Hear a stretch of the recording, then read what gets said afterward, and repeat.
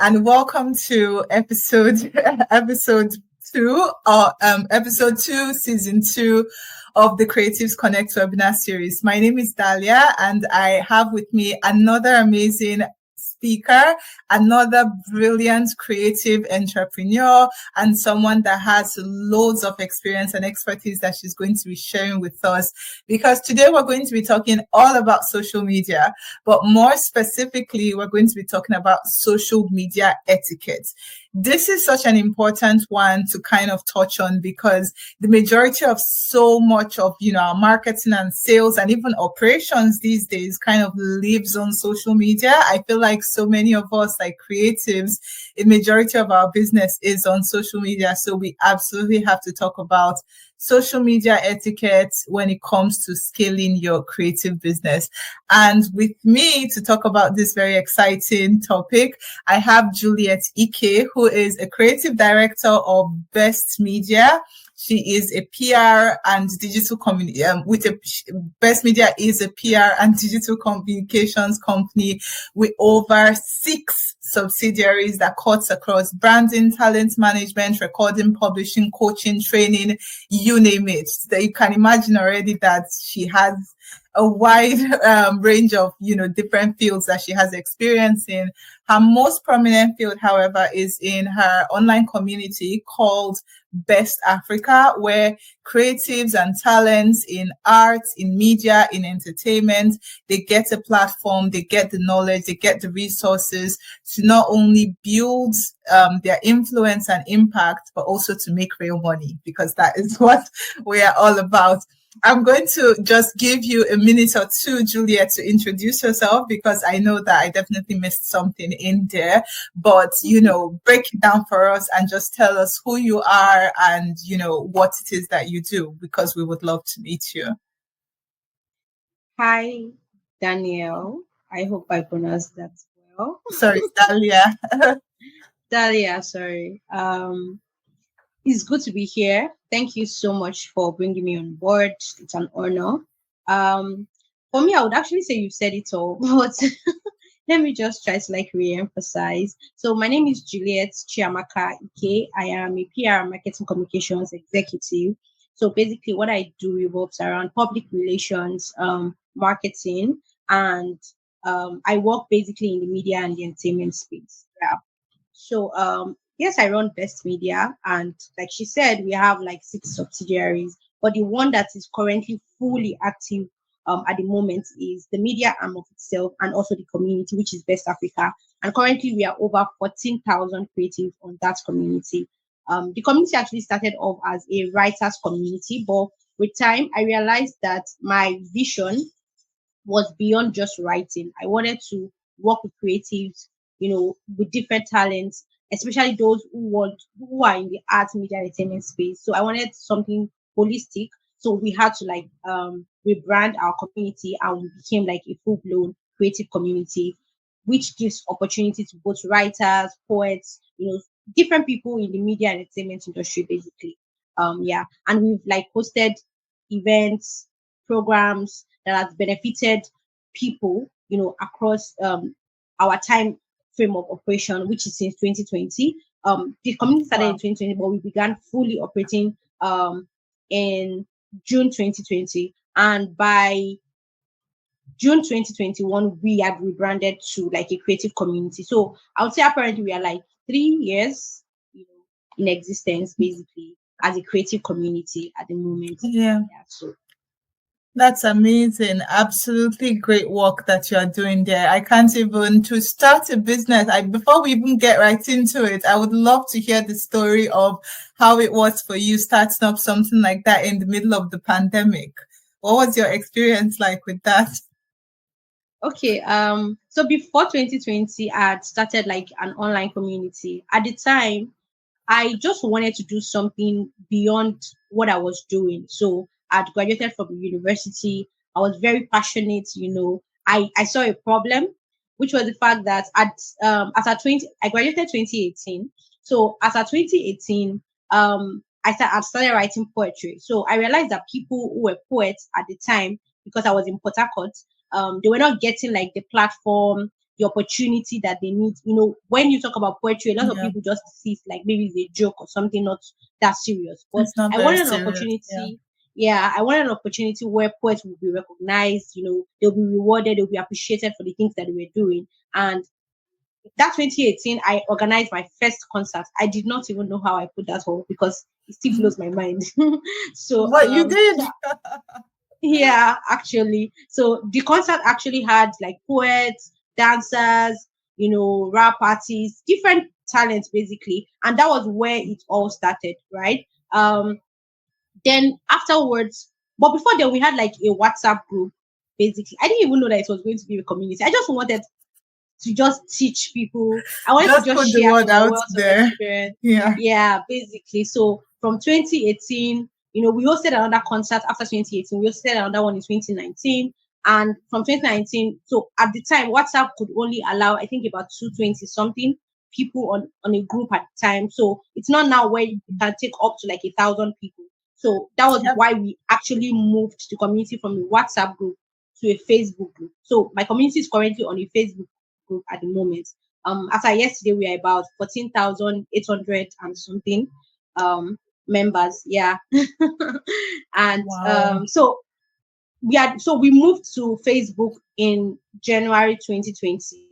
And when we moved, to be honest, I didn't understand how to run a Facebook because it was like a different platform, unlike a WhatsApp where you Mhm. can easily interact with people. So now Yeah. we have Yeah. to, we were getting like requests from people to join the community, and it was becoming a lot. So I didn't really understand it, but it was after I attended a training by John Obidi, who is a thought leader and stuff. So the training was called Ed Start Africa Summit, and it happened right in the middle of the pandemic. I think it was in June or May. I can't remember the specific month, but after that conference, it was like I was seeing opportunities that I didn't see Mhm. before. Usually our community was just running on a very low state, but after that conference, I got like insights on how to actually run the community, and Run. it was Yep. then we just kicked off basically in June. That was June. Then immediately we kicked off. We hosted our first virtual summit, which had like over 2,000 Oh. persons registered, and that was how we started growing and all. Oh my God, that is amazing. I can't even 14,000. That's a massive number. That's like a stadium. Oh my God, that's Actually, brilliant. And that literally just puts you in the perfect position for today's topic. You see, we have a way where we pick out the best speakers for the best topics because everything we're going to be talking about today is all about that community building element. Social media etiquette, I feel like is so important when it comes to community building, when it comes to growing a business, especially on social media, because I imagine this is something that you've had to deal with where it's like, how do I talk to people? Yes, I have all of these ideas in my head, but it's different when it's on social media. How do I talk to people? What's the right thing to say? What's the right way to go about this? Am I selling too much? Because obviously you are, as a leader yourself, you are also teaching people how to sell. So you have yeah. something to offer them, but it's kind of like, am I selling too much? Am I disturbing them too much? Is there a boundary to be drawn somewhere? All of this is what we're going to be talking about in today's session. So thank you so much. And let's get right into it. So we're going to have a lot of fun with this one. So the first thing that I wanted us to talk about is kind of, now I would use the word rules, but we're not going to be very, obviously it's not like strict rules. There's no punishment Yeah. here.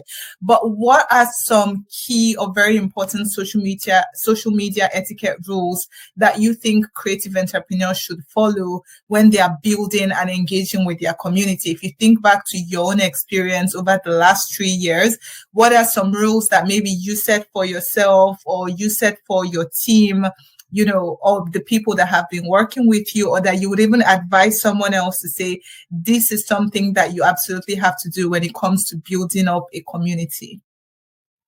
Okay. I'll start off by sharing a bit of my own story. So Absolutely. so the platform I started off social media with was Facebook. So at the time, there were different, if going back to like, let me say 2013, 14, 15, we realized that people were using different names for their social media pages, like Ms.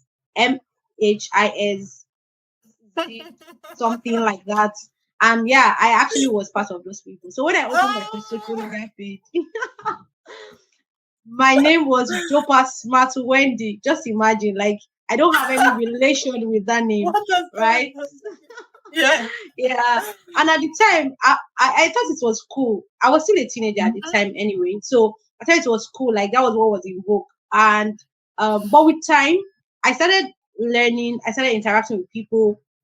I was in the university. I was having like real life experiences. And I realized that that's gotten to that point where I had to switch. I'm not going to be this unknown name person. I need to put a face to my Mhm. name, and I need to like put my real name out there. And that was how, with time, I changed my social media handle. I didn't even understand. I was not even doing it because I had like a mentality of, oh, there's an etiquette. I was just doing it like I wanted to do something better, and you know, before then I would just post something, maybe like something random. Hello, how are you today? I mean, I cannot post that kind of a thing again right That, now. Do you understand? So yeah. that was the first thing I did. So I had to like change my social media handle, and with time I had to like even start writing in full, because then I would use like shorthand, just write. Maybe I want to write for Oh, FOR. I the use good old for. days of text. Yeah, yeah, Do you yeah, understand? So yeah. and with time I just realized that it was not in me again to write with shorthand, and that was because I was Mhm. becoming deliberate about how I Yeah. want people to perceive me online. And I think that's like the Mhm. first step. Before you even think social media etiquette, like who do you want to be to people? Who are you Mhm. representing when people look you up on social media? What should they Yeah, expect? So I'm going to use like myself as an example, obviously, because like it's my experience. First off, absolutely. one of the things that I don't do is I don't jump on trends like maybe a trendy Yeah. topic. You will not find me like discussing it. And it's not the fact that I don't want. And sometimes trends can actually go out and people will say, oh, bad PR is PR, is CPR. But on the long run, what you don't realize is that bad PR would actually spoil your reputation. You would think Mm. it's cool until you might even have people that are supporting you to say, oh, just go ahead and stuff. But there's going to get to a point where your business or your brand is going to get to, people would actually Yeah. look you up to see what you look like and to understand the kind of thought process that goes into the kind of content that you put out. And that would determine if they would want to work with you or not. So Mm. bad PR can be PR, but it may not be good for you, right?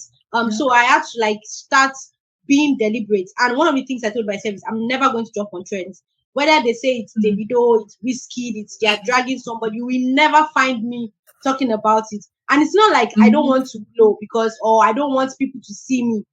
Yeah. Actually, I think one of the things I even fear till now is fame. Because sometimes I look at the people that I've worked with. I've been privileged to like work with an influencer who is quite like in the public space.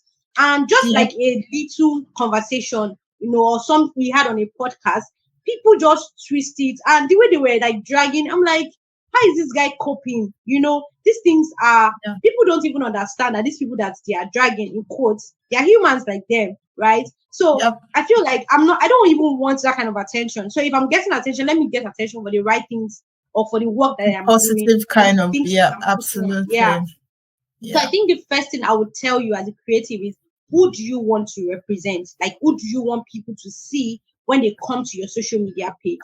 Do you want them to see somebody that talks a lot? Do you want them to see somebody that is intellectual? Take for Mm. instance someone like John Obidi. John Obidi is a thought leader. When you go through 2, 3 of his posts, there is no way you will not sit down as a young Live person and advise and yourself. think. Like You think it's about just it. like a routine. Yeah. So you would know that this person is not on social media for clout or anything. He's No. there for business, right? And he's Yeah. sharing from his experience, from his knowledge, from the exposure that he has gotten. And yeah, I'm not trying to be John Obidi. I'm trying to be myself, but also still Mhm. have some values that I hold on to. So, like I said, the first thing you need to ask Absolutely. yourself is what image are you trying to project people? What do you want people to see? Who do you want them to see in you in your post? Social media etiquette does not have a do or die rule per se. It's more of things that applies or that appeals to you as a person. Yes, be good put out contents that are valuable, but also don't make it too brandy in a way that you're not flexible at certain things. I People used to can't be see like you that. as a human being. Yeah, Yeah. so they're just seeing you as, oh, you're just this powerhouse.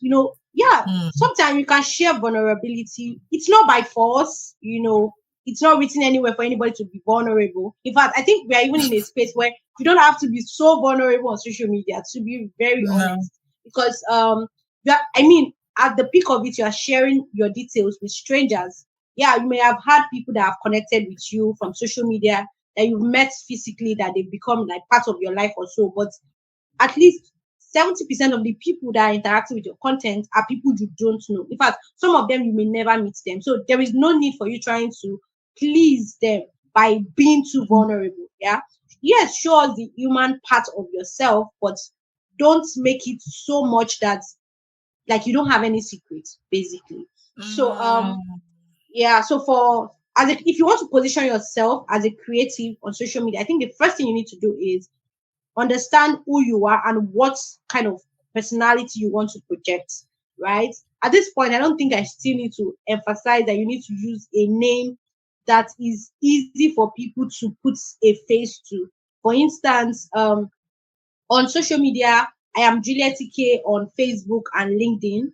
Other platforms, I am Media Apostolos. And even on my Facebook and LinkedIn, you will still see it there that I am Media Apostolos.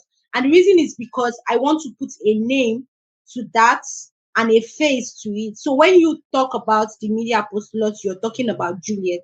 When you talk about Juliet, you're talking about the Media Apostolos. So use a name that is easily searchable, that people can easily put a name to. At this point again, I would also advise that you use the same picture for your display picture across all your social media platforms. And the reason is so that people know exactly that you are the same person on these platforms. I know that you may now have gotten to a point where you would say people would use your name to scam people, but don't get to that point, right? And For you to now then, start yeah, taking yeah. precautions and all of that. So you can actually start doing it. So my pictures are the same across all my social media platforms. But at some point, I wanted to change my LinkedIn, my TikTok picture because I felt like it was too professional. I mean, TikTok is a place where people dance and just do Yeah. things.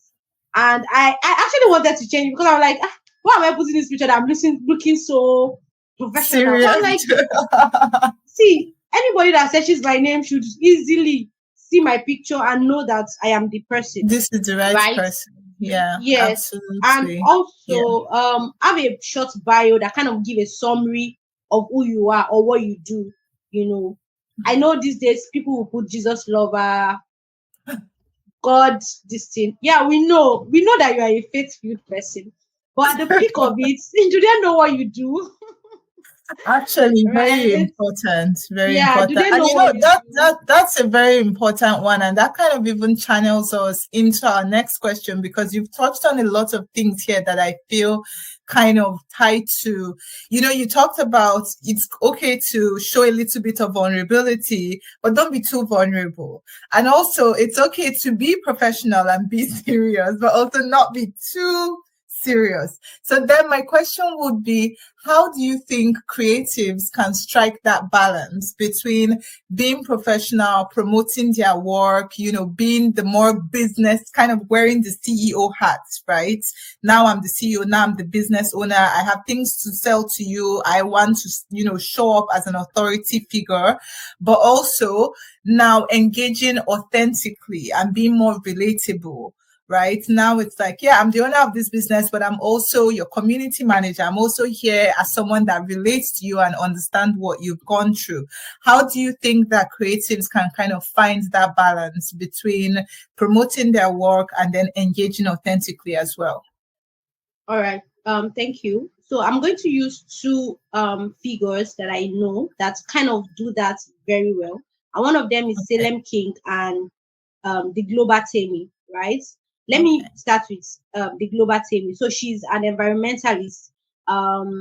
Yeah, she's an environmentalist. She runs a business and she does like some other things. But when you go to her page, it's easy for you to know the kind of person or the kind of work that she does as an environmentalist. First off, from the branding of our page, you would see green, you would see yellow, or orange, you would just see something that speaks environment, that speaks someone that works in the climate change or that does something that relates to the environment. And that's like the green part of it. You always see her wear green outfits, and it just shows in even in the kind of graphics that she uses, right? In Yeah. sharing her content. And despite the fact that she shares all this professional side of herself, there's still a part of her that she shares about her business. So she does something like a day in my life as a business owner. She will take you through production. I think she's into branding of t-shirts and some other things. So she will take you through, and she will still share it on her page, right? And she will still talk about her faith. She's a Christian. She will tell you, the things that you should know as a believer. And it's easy for you to actually go to her page and say, oh, this person is sharing a lot. But there is a way she has actually mastered it, that despite the fact that she shared all these things, people still know exactly what she does. They know that she's an environmentalist. At the core of it, yes, she's a believer. She owns a business. But there's a way she manages all of these things. And it's just brings up the place of intentionality, right? You need to be very Yeah. intentional about that. If you want to create like a content plan or a content strategy for yourself, fine. To say, okay, maybe every week I'm going to post 2 or 3 of my businesses, or let me say business posts. Then the other days I'm going to post about like a day in my life as a speaker. Maybe one of the things that you Mm-hmm. do as a business owner is that you get invited to speak on different platforms. You can actually Yeah. take people through that journey. It's still you showing the A human more part of yourself, relatable part of you. content. Yes. Yeah. Yeah. So it's not like when you start saying, I stabbed somebody to death, I did this, somebody kicked me, and we don't need all of that stories, right? No. We just need something that is, yeah, it's fun, but also very human in nature, right? So taking people through your day, or your week, or this is how my week went, something like that, right? That Yeah. could help. And so the second person I'm going to talk about is Salem King. I don't know how he does it, but Salem has built a community for himself. And if you follow him, he posts a lot of engaging Q&As on his Insta stories. And I see the responses from people. It just shows you that people are genuinely interested in him and the kind of content that he puts out as a creative, right? So, first off, he creates stories that relate to at least an average Nigerian youth. Like, there is no way you're going to go through Salem's post that you cannot relate to what he's sharing, even if you don't reside in Nigeria, but maybe you're a Nigerian, or you're not even Nigerian, or you're from an African country. Like, his content are that relatable, right? And Yeah. also, I think the way he brings out his persona is more on his Insta stories, because when he does Q&As, you see his responses to like questions, to how people, maybe he asks a question, the way people answer, what they respond to, you see the way his reaction to them, and it just shows you like Yeah. a typical young person. This is what a typical young person would do. At the core of it, he doesn't share like detail of Yeah. himself, Personal right? life. Yeah. He Yeah. doesn't, and you will never find it. But then Salem has another page where he does that. I used to follow the page one time. I can't remember the handle at this moment, to be honest. So, but then I Yeah. know I used to follow it. That's why you will see him. He will be very free. He will share some. In fact, he writes like long captions. I'm like, is it the same Salem King? But on his personal page, you will not find it there. So, if it is something Yeah. that you feel you can run 2 pages, I know someone that does that very well. Olaji Billions, the social media orga. She has like a personal page. She shares everything about her lifestyle, and she has a business page, right? If it's something you can do, I mean, she's doing it gracefully. I don't know how she's doing it, to be honest. I think that's a lot. Yeah, yeah, That's a lot, absolutely. right? But that's the But intentionality yeah, that you talked about earlier, because it's about what do you want really at the core of yeah, it. If that's something that you feel that you want to do, and if that's something you think is necessary for your business, then absolutely go ahead, right? yeah, Because at the end of the day, like you mentioned, you kind of start with, okay, who do I want to appear as online? This person or this persona that I want to appear as, or this business that I'm kind of putting forward, do I also need to or want to also have the other platform where I show off all of myself Or is it just enough for me to just have this business one where I occasionally touch a little bit on I like that we're talking a lot about relatability, because I think sometimes people often confuse it and feel like in order to be relatable, they need to give out all their life secrets. And I don't think that that's necessary. You don't need to absolutely drill down to the deepest part of you just to be relatable. You can relate with someone on like a surface level. In other words, is this something that people are going through? Is this a problem that other people have? Is this, like we've kind of talked about the day in the life of someone. What does the day in the life of another creative look like? And how can I position myself to be able to connect with that? So I absolutely love the two examples that you gave. I think those are brilliant creatives, absolutely. And I would love to have them on this webinar series at some point so they can share with us their secrets on, how they get all of that done, because I do agree that, yes, it's not the easiest thing, especially for creatives that are starting out, but we're talking all about next level here. So definitely that's something you may want to consider in the next level. Now, there was something you mentioned earlier, which, kind of leads me to our next question. And it's very interesting that it has happened to you. You kind of touched a little bit on cancel culture and just criticism coming from something that you have experienced in real life. So my question then would be, how do creatives then handle negative feedback and criticism on Facebook? Because we've been talking a lot about put yourself out there, show them your real face, Now they know who you are, they know what you look like. How do you, when you get to, because we would be joking if we said that you're never going to have criticism, you're never going to have any kind of flashback.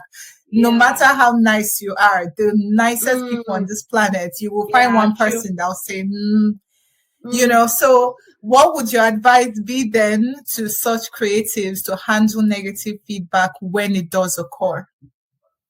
Okay, I think I would start with, first off, when you have a conscious understanding of your audience, like the people that you want to reach, it would guide you more on how you respond to certain kind of feedbacks. First off, you don't need to take feedback from everybody. It's not everybody that's on social media that has something up. It's just the way someone says, it's not everybody that goes to church that is saved. Some persons, they are sick and they have to be in church for a while to get healed, right?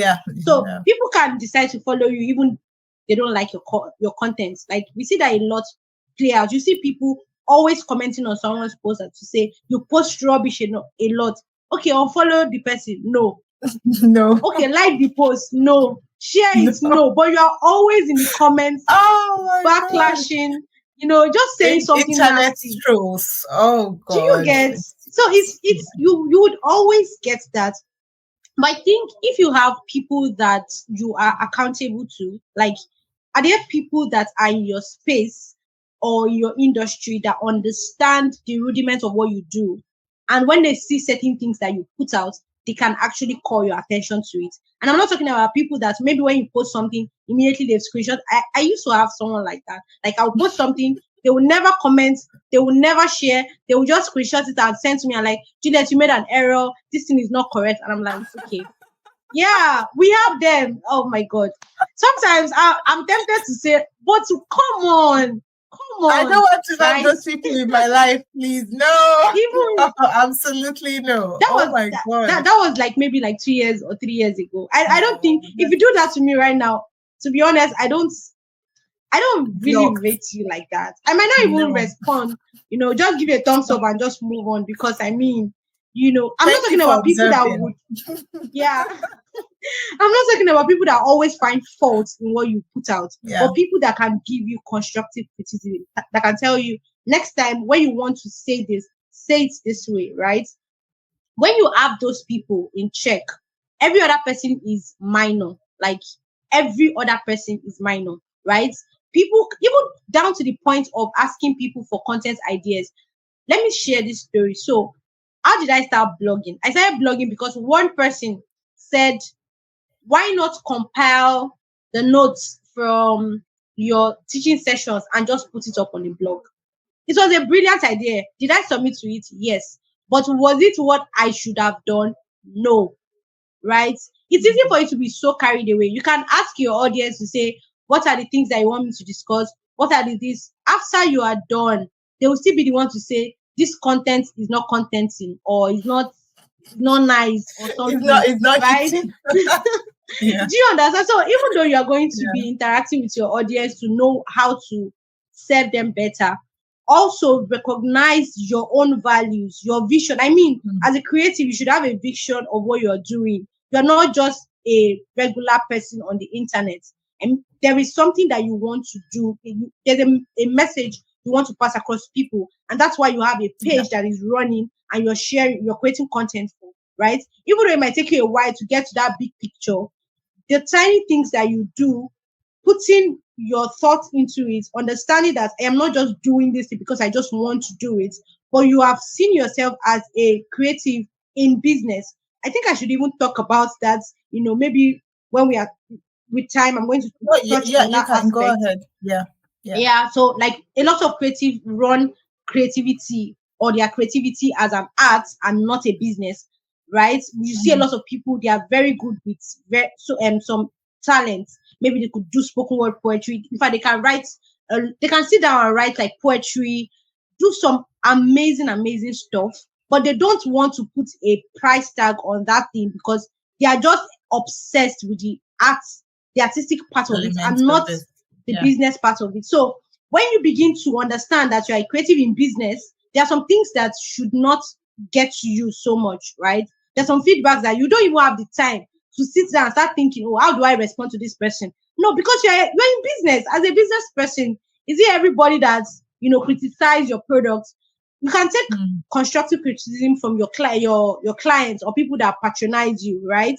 I mean that's Yeah. even the one you should pay more attention to. People that this Mm. person is going to patronize me or They has the actually potential pay to money patronize for me. it. Yeah. Yes, maybe to patronize even on the long run, but not people that they don't. This person can never buy my book.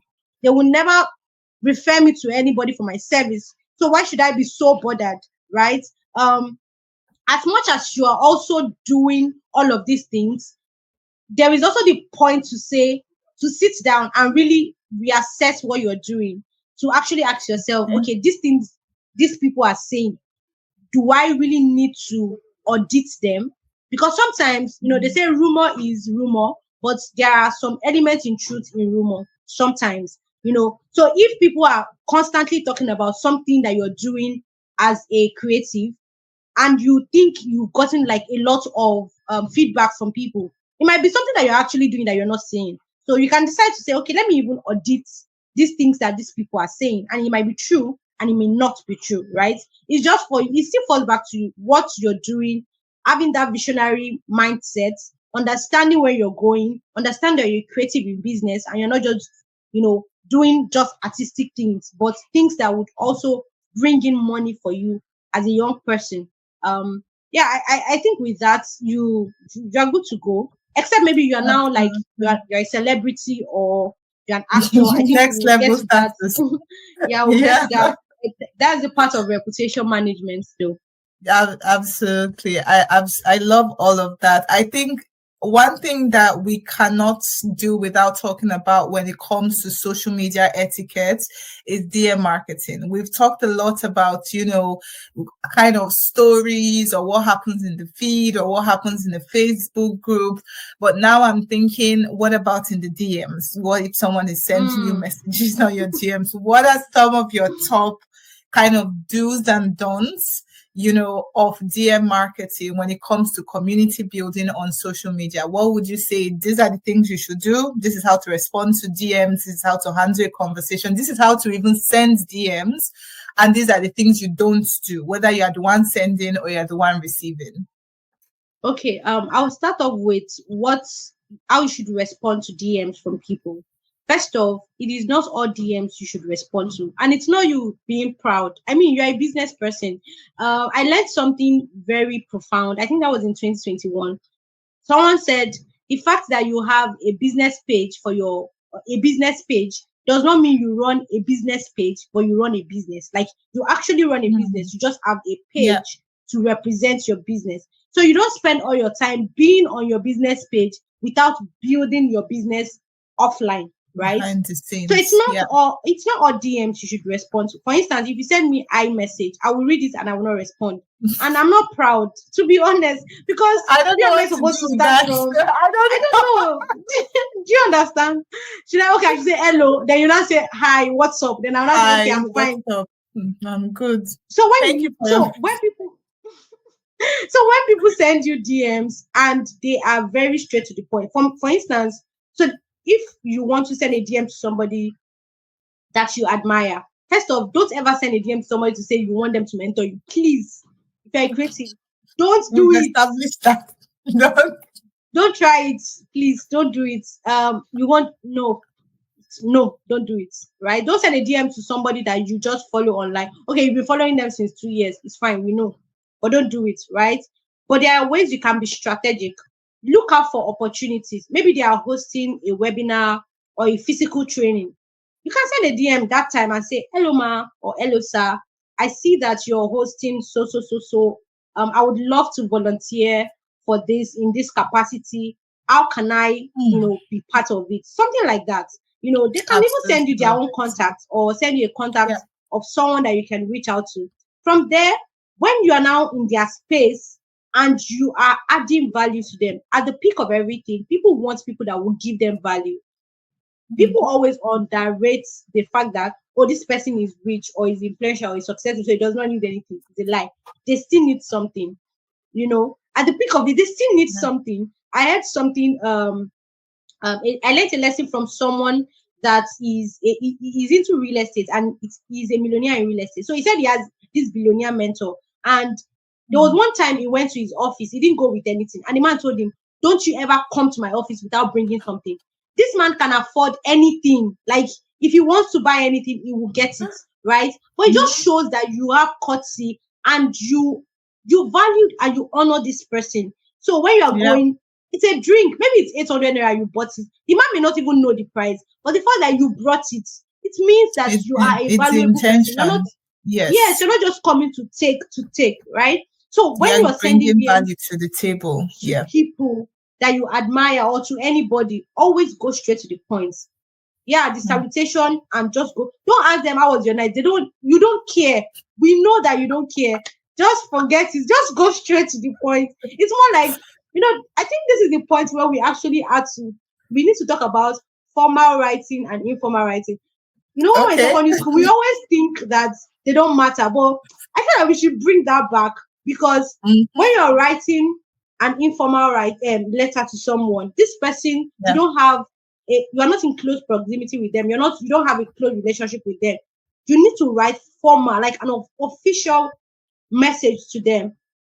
It's social media, we know, but it's a letter. It's representing you, and also there's a place of the power of first contact. Like the first message you Yes. send, the first impression that people have, that's the one they will always remember. And you don't want to leave an impression that doesn't leave a clean It or doesn't a good sit name well. for Yeah. yourself. Yeah. It doesn't give Yeah. you like a good name for yourself and your reputation, right? Because you know that, especially if you know that this relationship that you're seeking is long term, you have to do something long term. You have to do something that shows that you are in for it for long term, right? And if they don't reply to you, fine, you can go on LinkedIn, look for their emails. In fact, there are tools now that you can use to get emails to any person that you want. Like internet has made it very easy for you. You can just search online, send them an official, email, and just tell them what you want to do, right? Because some of them, they may not even check their DMs. That's the truth, to be honest. They have like busy schedules. They are busy, like they are very busy people, basically. But as a creative that is just starting out, it's not every DM you need to reply. If you get DMs from people that are always trolling you or they are always sharing negative comments. reviews, Yeah. you can block them. That's why you have the block button. There's no need exchanging words. Just block them. There's sometimes that I go through a post and I see the comment. I'm very pissed. I want to like just do something. But I always say this to myself, like my brand is for long term. I don't want tomorrow the financial or put one tweet or one response. that you said to someone. And that's the thing, isn't it, about that bit of standing up for yourself, but also maintaining positivity. Because again, you don't Yeah. want people to feel like they always have that upper hand against you, Yes. but Yeah. you still want to be a little bit positive, right? Yeah. So Yeah. you don't want people to always, you don't want, if you're building for long term, you need to be intentional about Yeah. even how you respond to people. There are lots of mad people on the internet. We know. Just admit it. Everybody's not as sane as you are, to be very honest. There are people that, Yeah. in fact, I've seen content online that this content is perfect. Like there is no atom of inconsistency, or like this content is clean, but go to the comment, you will still see people that will still say something.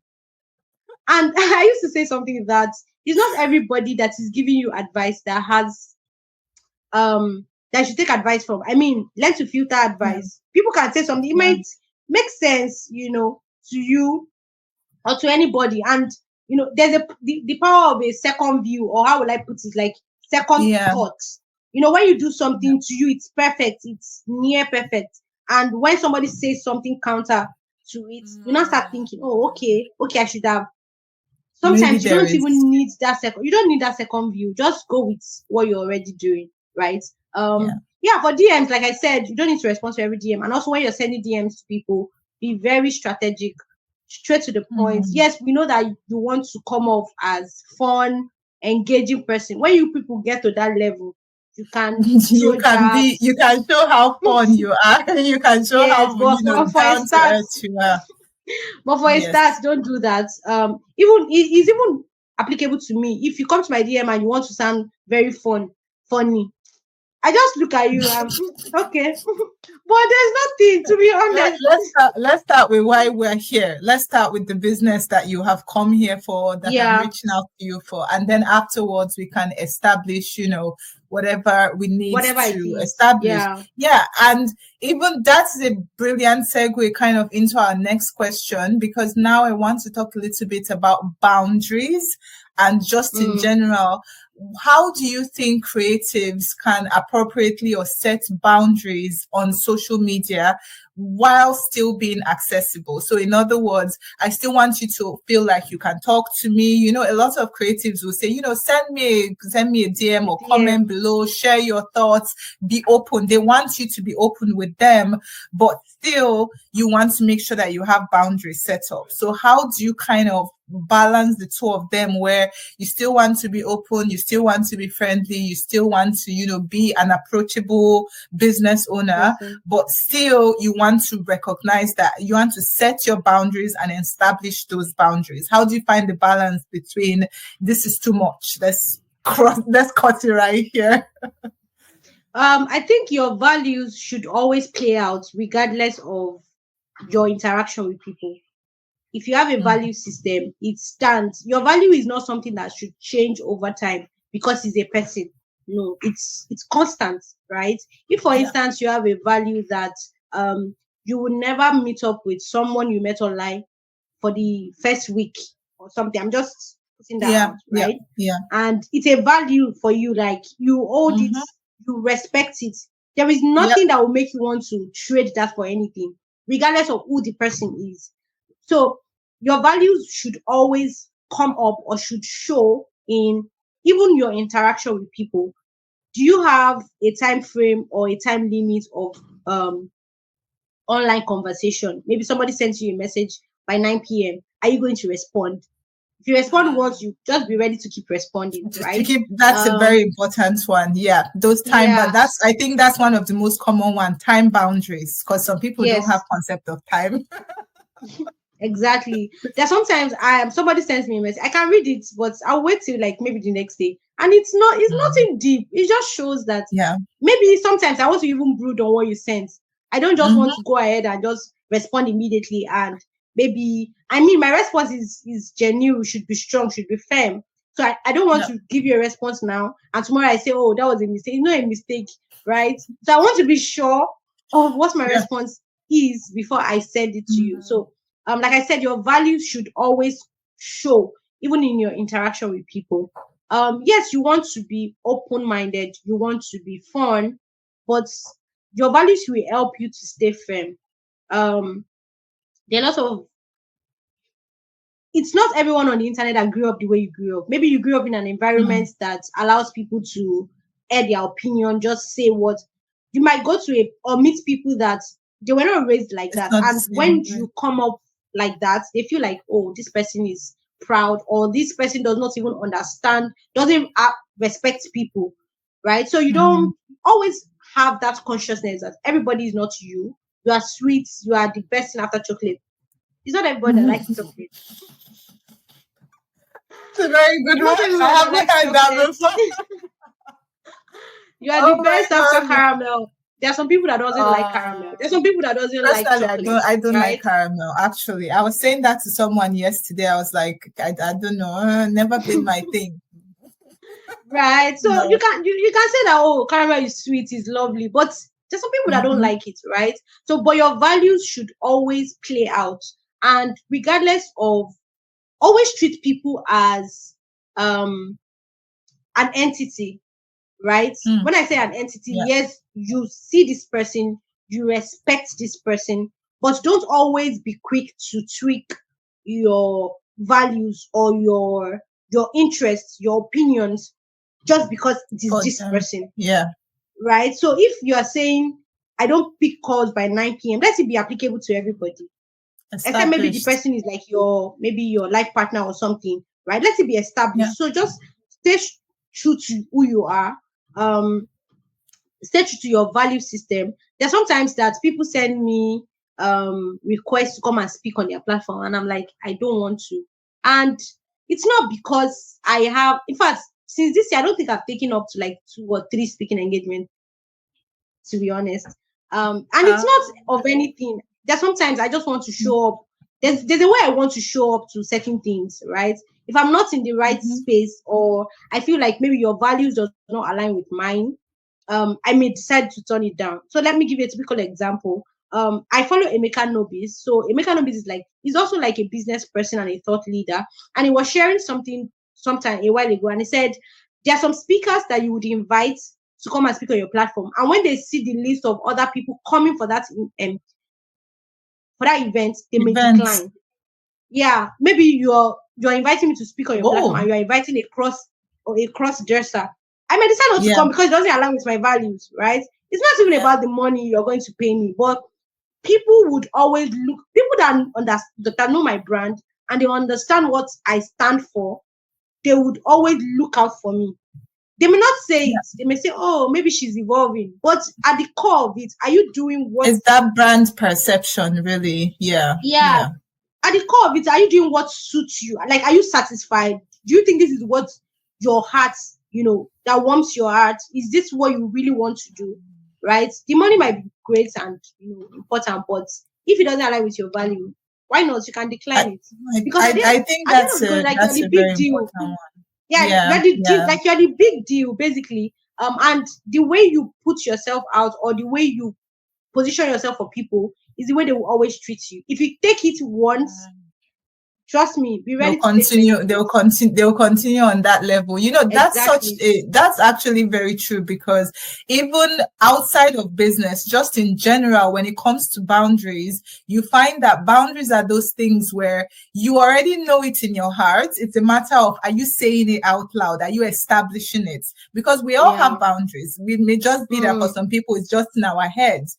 It may be a thing of, oh, I only take X amount of contracts, right? This is one that I find a lot of creatives and business owners have.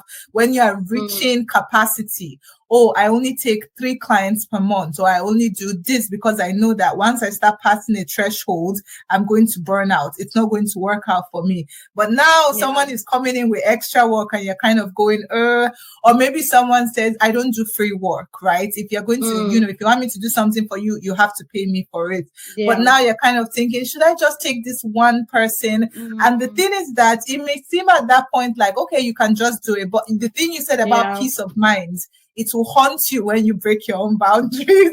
I've Exactly. experienced this one firsthand. It will haunt you. Even you'll be like, why didn't I just say no? Like, who was holding my mouth? Why didn't I just say, Yeah. or someone messaged you and why can't I just not respond? It will haunt you when you break your boundaries for someone. So I absolutely relate to that point about, feeling it in your heart, because the truth is we all have boundaries. We know what those boundaries are, right? If you think you don't have boundaries, it's when you break the boundaries, you realize that actually I have boundaries. True. And at that point, it's already too late and you've already committed yourself. So I think that's the very brilliant one. Also about the fact that, once you do it the one time, they keep asking for more, don't they? They keep expecting you to keep doing it. Brilliant. So just very quickly, because we've already spent so much of our time, just getting to our last question now. Everyone listening would love to hear what would be your top 2 or 3 tips when it comes to building up the right etiquette for community building. What would you say if I could tell you 1 or 2 or 3 things from the last 3 years of my experience building this community of thousands of creatives? These are the 3 things that you absolutely should or shouldn't do. Okay, I'll say the first one is to stay true to the reason why you started. Why did you start your community? Your why would always bring you back. So let me give an example. When I started my NGO, because I started actually with an NGO before my whole career thing started, right? So the reason why I started was because I wanted to work with creatives. But then I realized that we were beginning to do projects around food. We're feeding people on the streets. We were doing human rights campaign. And one day I sat myself down and I said, does this align with the reason why you started this NGO? The answer was no. As good as nice as those things were, I mean, it's good for you to feed people. Just go to the streets and, give people food, take pictures, post it on social media. People are applauding you. Oh my God, you are the best thing. You are a visionary person. But I knew that this is not what I wanted to do with my NGO. This is not what I want to do, right? So your why would always bring you back. And that's why sometimes I see what other communities are doing and I am tempted to want to model them, because I mean, they are growing, it's making their community more engaging. In fact, you would see how the growth is very feasible to know that these people are growing. You will see the progress. But I asked myself, does this align with the reason why this community exists? The answer is no.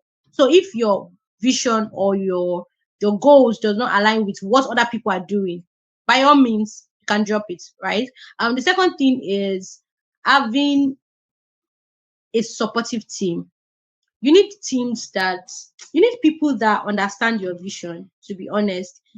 You can't thrive without support. There's something I always say, I'm not a self-made person. At every point in my journey, I've had people that have been part of my life one way or the other, right? So I'm a product of people that have contributed to my growth. I love that. And it's applicable. Absolutely. And it's applicable to what you do as a person or as a founder or anything. You always need people, and you need people that understand your vision. I've worked with people that they are passionate, but they don't understand what we want to do. And if they don't understand this, it will always clash with the progress of your community, and you don't want that. It's also very hard to actually find the people that align. Right people. And that's where the place of collaboration comes in place. So if you know somebody, or you see someone that does something similar to what you're doing, you can reach out to them for partnership, right? And say, let's become co-founders. Currently, that's what I'm looking for, because I've seen how much progress that you can make with collaboration. I've worked in a company where the founder and the CEO, the founder who is also the CEO, has the people around him are just people that they are brilliant people, and they are his co-founders. So he doesn't even, there's some things he does not even understand about the business, but because these co-founders, they have hands-on experience, they just make the work easy, right? He doesn't need to think so much about everything. I know that they would say, learn about everything, but there's a place you will get to learning about everything. You lose the strength to even understand what you're supposed to be doing as a founder or something. So, but when you have people that understand your vision, give them opportunity to also be seen through your company or your community. Don't be boxed up. Oh, I'm the founder. Relax. Yes, we know you founded this, but put faces to names. People love it. That's one of the things I appreciated studying psychology in school. I studied sociology, but by extension, I studied psychology. And it's the point that people love to be praised. They love something that just makes them to be seen, something that makes them to be important, something that just makes them appreciated, something that they can just put on their page, like co-founder, something, and they will bring in their best because they know that at the end of the day, like, they have a stake on what goes on this community or in this company. So always find people. And like I said, collaborations, you may not find the right team and you may not be able to afford to hire the right team. So why not collaborate and give people the opportunity to be seen through what you're doing? Don't be the only face. When people talk about Best Africa, who else should they think about? Who else can they say is part of this vision? I think the last thing I would say is just be intentional about staying true to the vision, and because there are some times that you may not have the passion, the zeal to do anything, but understanding that what you're doing is long term and there is a goal. Let me use the example of Jesus. He said because of the cross, because of the gain, he endured the cross basically. So just you need to keep pushing regardless, because there's sometimes that you may not even get the support, right? You may not, but the people around you, they are not giving you the support that you need. But when you understand that if you don't do this, no one else will do it for you, because even when you have the right team, yes, they are your team, but you need to be the one to push yourself before they can be pushed. They will not be the one to say, let's do this thing now, because at the end of the day, it's still your vision, right? It's still your vision. They may have a picture of what you want to do, but they don't have the full picture. You are the one that has the full picture. So your ability to understand that regardless of how I feel or the things how things are going at the moment, I'm still going to do these things, it's going to help you, and just go a long way to just help you stay true to it. Then have a list of unique activities that you do for your community, because it is these things that you do for them that will make them stay. And no, we're not saying do these things out of pressure. Let it be something that you have it in mind to do for them, right? But let it be something that would benefit them, in turn as well benefits you. So take for instance, on our community, we have like a series of things that we do. We have webinars, we have online contests, just different things that just aligns with who our audience are. So it helps us to bring in that community, helping people to stay true to what we do on the community. And also rewards, always show rewards to the people that are working with you and even to your community. So there are some times that maybe now your company is not making money or your community is not making money yet. You can just decide to say, oh, you know what, let me just send airtime to. You don't know how much or how far it goes. You don't know. It might be like the person does not even have data or anything, right? It's easy for you as a visionary to say, you guys are not doing this. Why are you not doing? You've not done this. Just giving commands or just giving orders to people, and you don't even know how much of sacrifice they need to put in to what you've given them or asked them to do. And if it's someone that doesn't want to talk about it, they may not even decide to share with you, right? It's just for you to be sensitive enough and to understand that even though you are the leader and you are the visionary person for this thing, these people working with you, they are also as human as you are. They are going through stuff, they're going through life and things, and you need to be part of their own process as well. I think one of the things that I used to do is I ask my team members, what is it that you're working on that I can be part of? do you have an upcoming training? I will not charge you because you're part of my team member, obviously, right? Just tell me when it is. I would show up. Is there anything you're working on that you need my knowledge or my expertise in? I can decide to like just contribute my quota to it, right? It's just a way to show that you value these people. Because if you don't do these things, they would eventually leave, and you look. You've lost them. Absolutely. Yeah. That is all brilliant. Thank you so much for sharing with us your experience. I can tell that you're speaking from experience. I can tell that this is something you've witnessed firsthand that you are sharing with us. So we absolutely appreciate. Thank you so much for your time. Now, if I can just for a second shine a big spotlight on you and all the amazing work that you do.